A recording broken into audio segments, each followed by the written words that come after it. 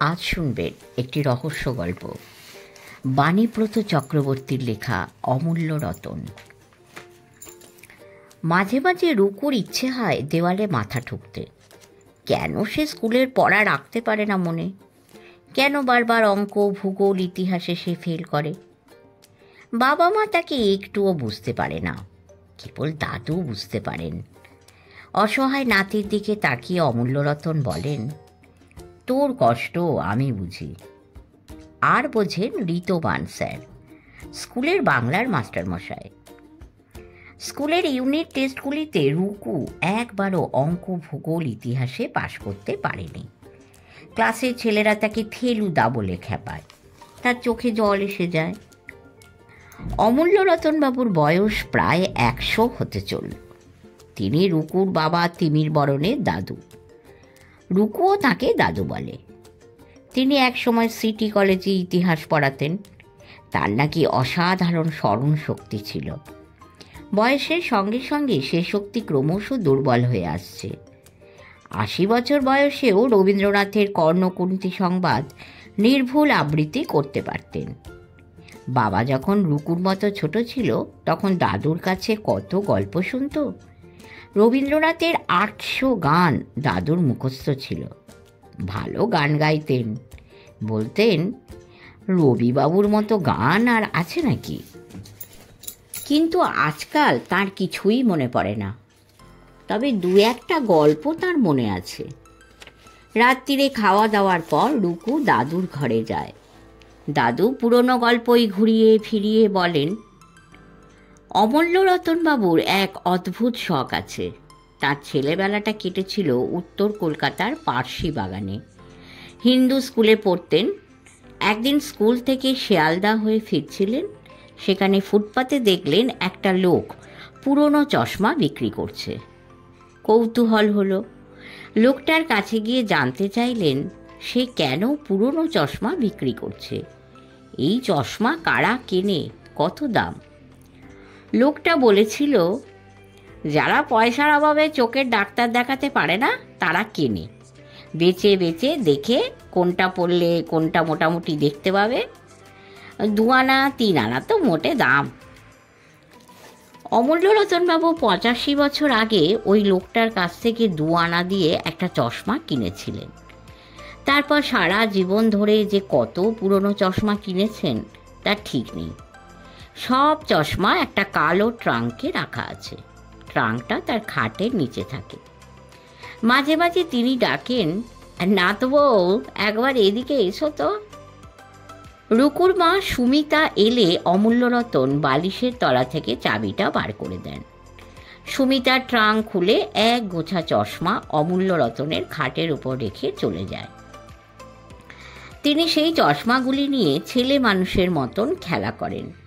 চশমাগুলি একটা একটা করে পরেন, আবার খুলে ফেলেন। রুকু পড়ে ক্লাস 7-এ। তিমির বরণ ছেলের পড়াশোনার ব্যাপারে কোনো ত্রুটি রাখেননি। রুকু প্রাইভেটে মাস্টারমশাইদের কাছে পড়তে যায়। তারা বলেন, রুক্মিণী কুমারের খুব বুদ্ধি আছে, কিন্তু স্মরণ শক্তি নেই। রুকু কত চেষ্টা করে মনে রাখার, কিন্তু পরীক্ষার সময় সব কেমন গুলিয়ে যায়। অঙ্ক, ভূগোল, ইতিহাসে ফেল করে। অমূল্য রতন রুকুর জন্য খুব চিন্তা করেন, কিন্তু উপায় বার করতে পারেন না। কেবল বলেন, না তো রুকুকে দুধ, মাছ এসব খাওয়াও। সেদিন যথারীতি রুকু রাতে খাওয়া দাওয়ার পর দাদুর ঘরে গেল। দেখল দাদুর বিছানায় 8-10টা চশমা। একটা চশমা দাদুর চোখে। দাদু অবশ্য সব সময় চশমা পরেন, সেটা কালো ফ্রেমের। এখন যেটা পরে আছেন সেটা দাদুর মুখে মানাচ্ছে না। মুখের অনুপাতে ছোট, লাল ফ্রেমের। দাদু মুচকি মুচকি হাসছেন।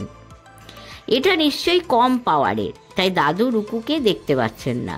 রুকু বিছানার সামনে এসে ডাকলো, দাদু।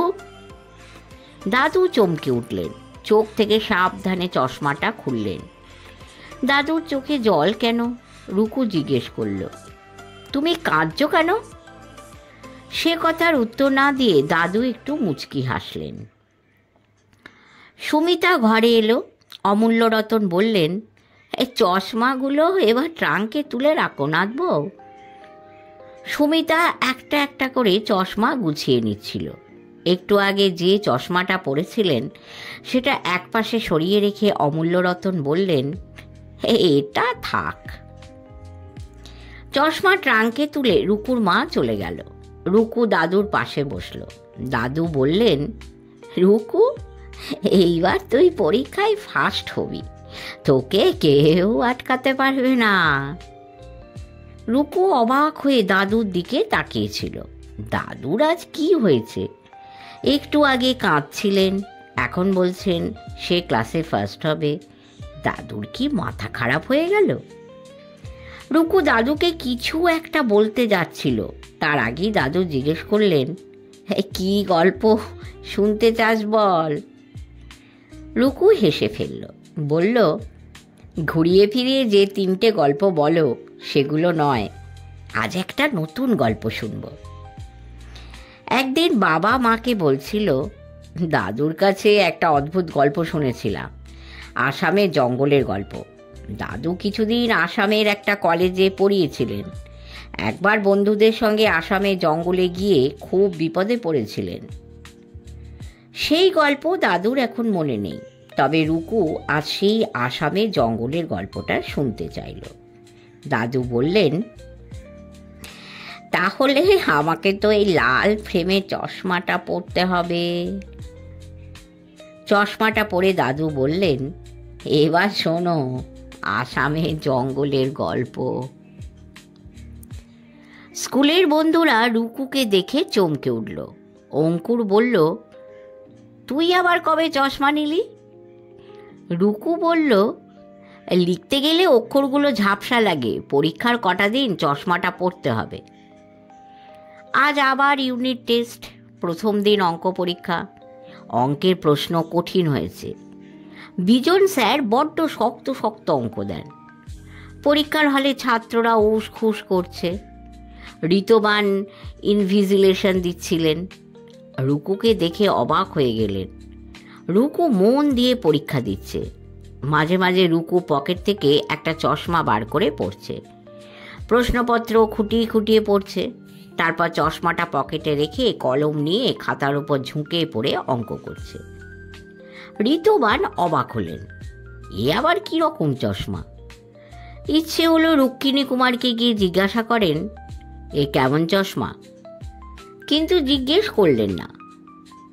রেজাল্ট বেরোবার পর সকলে অবাক হয়ে গেল।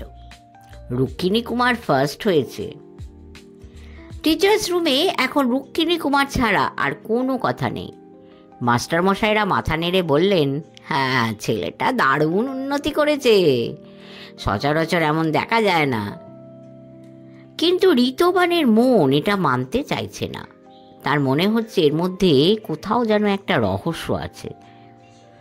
সেদিন ক্লাসে ঢুকে ঋতবান দেখলেন রুক্মিণী কুমারের পকেটে সেই চশমাটা। তিনি বললেন, আজ তোমাদের কবিতা মুখস্থ বলতে হবে। এতদিন সৌম্য ছিল ক্লাসের ফার্স্ট বয়। সে জিজ্ঞেস করল, কোন কবিতাটা ধরবেন স্যার? ঋতবান বললেন, রবীন্দ্রনাথের মানি কবিতাটা। এক গাদা ছেলে বলল, কবিতাটা মুখস্থ নেই স্যার। ঋতবান সৌম্যের দিকে তাকালেন, তুমিও পারবে না? সৌম্য মাথা নিচু করে দাঁড়িয়ে রইল। ওদিকে রুক্মিণী কুমার শান্ত হয়ে বসে আছে। ঋতবান তাকে জিজ্ঞেস করল, তুমি পারবে? রুকু উঠে দাঁড়ালো, পারবো স্যার। ঋতবান লক্ষ্য করলেন সে এর মধ্যে চশমাটা পরে নিয়েছে। তারপর সে গড় গড় করে কবিতাটা আবৃত্তি করল। ক্লাসে সবাই হাঁ। সৌম্য মাথা নিচু করে বসে আছে। স্কুলের ফাঁকা বারান্দা দিয়ে ঋতবান হেঁটে যাচ্ছিলেন। দূর থেকে দেখতে পেলেন জলের কলের সামনে রুক্মিণী কুমার দাঁড়িয়ে আছেন। ঋতবান এগিয়ে এলেন, কি হলো, তোমার ক্লাস নেই? রুকু বলল, আমাদের ছুটি হয়ে গেছে স্যার। ঋতবান বললেন, তোমার সঙ্গে কিছু কথা আছে। রুক্মিণী কুমার ফ্যাকাশে মুখে জিজ্ঞেস করল, কি কথা স্যার? আশেপাশে কেউ নেই। ঋতবান জিজ্ঞেস করলেন, পরীক্ষায় ফার্স্ট হচ্ছ, ক্লাসে পড়া ঠিক ঠিক বলে দিচ্ছ, সব স্যার তোমার প্রশংসায় পঞ্চমুখ, কি ব্যাপার? টুকু চুপ করে দাঁড়িয়ে আছে। ঋতবান তার কাঁধে হাত রাখলেন। উত্তর দিচ্ছ না কেন? রুকু কেঁদে ফেলল। ঋতবান অপ্রস্তুতে পড়ে যান। এ কি, কাঁদছ কেন? সব কথা আমাকে খুলে বলো। কথা বলতে বলতে ওরা স্কুলের বাগানে চলে গেল।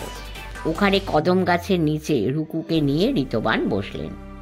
তারপর বললেন, বলো তোমার কথা। রুকু দাদুর চশমা বৃত্তান্ত বলে বলল, এই চশমাটা দাদু আমাকে পড়তে বলেছিলেন। এটা পড়লে যে বইয়ের কথা ভাববো তার পৃষ্ঠাগুলো চোখের সামনে ভেসে উঠবে। এমনকি অনেক দিন আগেকার কথা ভাবতে চাইলে তা চোখের সামনে ফুটে উঠবে। রুকুর কথা শুনে ঋতবান অবাক হয়ে গেলেন। জিজ্ঞেস করলেন, অঙ্কগুলো কিভাবে ঠিক ঠিক করলে? বইয়ে সব অঙ্ক তো সলভ করা থাকে না। অঙ্কের প্রশ্নপত্রের দিকে এই চশমা পরে তাকালে কিভাবে অঙ্কটা করতে হবে তা ছবির মতো ভেসে ওঠে। অদ্ভুত চশমা তো। তবে চশমার কাছ থেকে সব জেনে পরীক্ষা দিতে বসা কি ঠিক? রুকু বলল, দাদু বলেছেন 1 সপ্তাহ একটানা এই চশমাটা ব্যবহার করলে মাথার ভেতরে স্মৃতির জটগুলো খুলে যায়। দাদু ও আমি এখন আর ওই চশমা পরি না। 1 সপ্তাহ পরেছি তো। একটু থেমে রুকু জিজ্ঞেস করল, আচ্ছা স্যার, দাদু প্রথমে চশমাটা পরে কাঁদছিলেন কেন? ঋতবান বললেন, আনন্দে আর দুঃখে। তার মানে? চশমা পরে তার অনেক পুরনো কথা মনে পড়ে গিয়েছিল। হারিয়ে যাওয়া প্রিয়জনদের দেখতে পেয়েছিলেন, তাই। এখন চশমাটা বুঝি দাদুর কাছে? হ্যাঁ, দাদুর সঙ্গে আলাপ করতে আমার খুব ইচ্ছে করছে। তাহলে এখনই চলুন স্যার। না, আজ নয়, আরেকদিন। তাহলে কাল? কাল আপনাকে নিয়ে যাব। আচ্ছা, ঠিক আছে। পরের দিন স্কুল আসতে আসতে ঋতবান ভাবলেন, আজ অমূল্যরতন বাবুর সঙ্গে আলাপ করতে হবে। চশমাটা একবার দেখতে চাইবেন। রুক্মিণী কুমার কতদিন তাকে বলেছে, দাদুর কাছে আপনার গল্প খুব করি, দাদু আপনার সঙ্গে আলাপ করতে চান। যাব করেও যাওয়া হয়নি। আজ যাবেন। আজ রুক্মিণী কুমার স্কুলে আসেনি। ঋতবান একটু আশাহত হলেন। ঠিক আছে, কাল নিশ্চয়ই আসবে। কিন্তু পর 3 দিন রুক্মিণী কুমারের দেখা নেই। ভেতরে ভেতরে ঋতবান অস্থির হয়ে উঠলেন। কিন্তু রুক্মিণী কুমারের বাড়ি তো তিনি চেনেন না। ওদের ক্লাসে পড়াতে পড়াতে হঠাৎ থামলেন। সারা ক্লাসের দিকে তাকিয়ে বললেন, রুক্মিণী কুমার স্কুলে আসছে না কেন? তোমরা কেউ জানো? সবাই মাথা নাড়ল। কেউ জানে না। ঋতবান বললেন, তোমরা কেউ রুক্মিণী কুমারের বাড়ি চেনো? সায়ন্তন উঠে দাঁড়ালো। ওদের বাড়ি গড়পাড়ে। শুনেছি পোস্ট অফিসের ঠিক উল্টো দিকেই ওদের বাড়ি। ছুটির পর স্কুল থেকে বেরিয়ে ঋতবান ঠিক করলেন গড়পাড়ে যাবেন। এখান থেকে গড়পাড় বেশি দূর নয়। সেদিন রুক্মিণী কুমার চশমা বৃত্তান্ত বলতে গিয়ে বলেছিল, 85 বছর আগে দাদু শিয়ালদার ফুটপাত থেকে ওই চশমাটা কিনেছিলেন। ঋতবান বলেছিলেন, তোমার দাদু তো সারা জীবন ধরে অনেক পুরনো চশমা কিনেছিলেন। এই চশমাটা শিয়ালদার ফুটপাত থেকেই কিনেছিলেন, সেটা তার মনে ছিল? রুক্মিণী কুমার বলেছিল, ওই চশমাটা চোখে দিয়ে দাদু স্পষ্ট দেখেছিলেন 85 বছর আগে শিয়ালদার ফুটপাত থেকে 2 আনা দিয়ে চশমাটা কিনছেন। ট্রামে উঠলেন ঋতবান। ঘড়িতে 5:10। জানলার ধারে সিট পেয়ে গেলেন। বসে বসে ভাবছিলেন অমূল্য রতনের কথা। সায়েন্স কলেজের স্টপে ঋতবান ট্রাম থেকে নামলেন। গড়পাড়ে ঢুকলেন। হাঁটতে হাঁটতে পোস্ট অফিসের সামনে এসে দাঁড়ালেন। উল্টো দিকে পরপর কয়েকটা বাড়ি। কোন বাড়িটা? রুক্মিণী কুমারদের। ঠিক উল্টো দিকের বাড়িটার সামনে এসে দেখলেন সবুজ রঙের দরজাটা বন্ধ। দরজার মাথায় ডান দিকে কলিং বেলের বোতাম। বেল বাজানো কি ঠিক হবে? এটা যদি সেই বাড়ি না হয়? দরজা খুলে রুক্মিণী কুমার বেরোলো। ছেলেটাকে এমন শুকনো শুকনো লাগছে কেন? রুক্মিণী কুমার অবাক। স্যার, আপনি? কয়েকদিন স্কুল যাওনি কেন? খোঁজ নিতে এলাম। রুকু কেঁদে ফেলল। ঋতবান তার মাথায় হাত দিয়ে বললেন, এ কি, কাঁদছো কেন? রুকু কাঁদতে কাঁদতে বলল, স্যার, দাদু আর নেই। ঋতবান চমকে উঠলেন। নেই মানে? বাড়ির ভেতর থেকে তিমির বরণ এগিয়ে এলেন। কয়েকদিন আগে দাদু মারা গেছেন। আসুন স্যার, ভেতরে আসুন। অমূল্য রতনের ঘরে এনে ঋতবানকে বসালেন। তিমির বরণের মুখে 4 দিনের দাড়ি গোঁফ। তার গুরুদশা চলছে। চেয়ারের ওপর ছোট একটা আসন পেতে বসলেন। ঋতবান জিজ্ঞেস করলেন, ওর কি হয়েছিল? তিমির বরণ বললেন, স্ট্রোক। খাটের ওপর বসেছিলেন, মাথা ঘুরে খাটের ওপরেই পড়লেন। সঙ্গে সঙ্গে সব শেষ। কথা বলতে বলতে তিমির বরণের গলা ধরে এসেছিল। আসলে কি জানেন, ছোটবেলায় বাবা মাকে হারিয়েছি। দাদু ঠাকুমার কাছেই মানুষ হয়েছি। তিমির বরণে চোখে জল। রুকুও কাঁদছিল। তিমির বরণের একটা ফোন এসেছে। বাড়ির কাজের লোক এসে বলল, উনি ফোন ধরতে বাড়ির ভেতরে গেছেন। রুকুকে একা পেয়ে ঋতবান জিজ্ঞেস করলেন, সেই চশমাটা কোথায়? রুকু বলল, সেদিন রাত্রিরে ওই চশমাটা হাতে নিয়ে দাদু খাটে বসেছিলেন। হঠাৎ মাথা ঘুরে গেল আর চশমাটা হাত থেকে মেঝেতে পড়ে একেবারে গুঁড়ো গুঁড়ো হয়ে গেল। বাড়ি ফেরার সময় ঋতবান চশমাটার কথা ভাবছিলেন। ওটা আর দেখা হলো না। আর কোনোদিন কেউ দেখতে পাবে না। অমূল্য রতন বাবুকেও দেখা হলো না। চশমাটা যে অমূল্য রতন ছিল তা ঋতবান বুঝতে পারলেন। শেষ হলো একটি ভিন্ন স্বাদের রহস্য গল্প। আপনাদের যদি ভালো লেগে থাকে আমাদের লাইক, কমেন্ট এবং শেয়ার করবেন, আর অনেক বেশি করে সাবস্ক্রাইব করবেন। নমস্কার।